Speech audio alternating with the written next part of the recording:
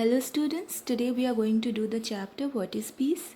It's a poem in your book English Fairy. The poem has been divided into 3 stanzas. So there are 3 stanzas in the poem in which the poem talks about peace.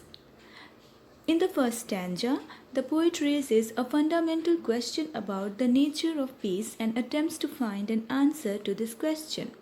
The poet wonders if peace is something abstract or something concrete. If it is an abstract idea or something concrete, the poet further questions if it is just the pamphlets and hoardings or if it is something more enduring that nourishes life itself.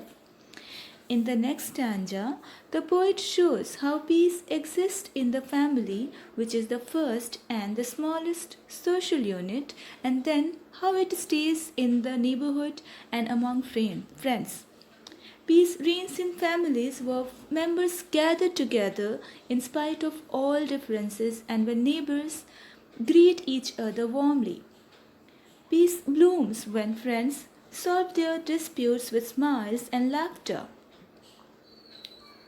In the final stanza, the poet discusses how peace lingers over countries when they reach a consensus through conference over matters of conflict, instead of initiating a war. Thus, the poet proves that peace is not just a dove that is meek and gentle, peace is a powerful tool that enables progress and success. For any achievement, people need unity and harmony. Peace brings unity and harmony in the life of people, society, and the country, as well as the world. Now let us analyze the poem.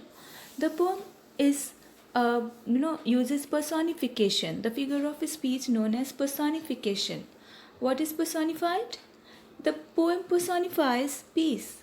Peace has been used as a proper noun, and lines such as peace watches as a consensus they reach suggest that peace is a character in the poem and human qualities have been attributed to the idea of peace. The poet also uses the literary device known as assonance. What is assonance?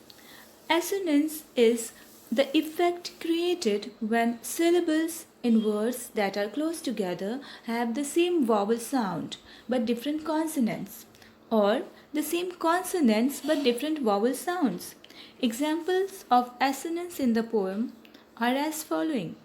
When neighbors meet to greet, a concept that enriches and nourishes life itself. So here meet to greet and enriches and nourishes both have assonance. Another literary device is alliteration. Alliteration is the use of same letter or consonant sounds at the beginning of words that are close together. Example, peace lingers over countries that confer, and hand in hand stand to bind one and all. So countries and confer and hand in hand both have alliteration.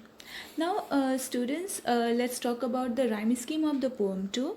If you read the poem, you will find that in the first stanza, the first and the second lines rhyme with each other. Similarly, in the second stanza too, the first and the second line rhyme with each other. But when we read the whole poem, we don't find any rhyming scheme as such. So this poem is a free verse. Okay students, so we have completed the poem and I hope you enjoyed the video, and I'll see you in the next video now. Thank you.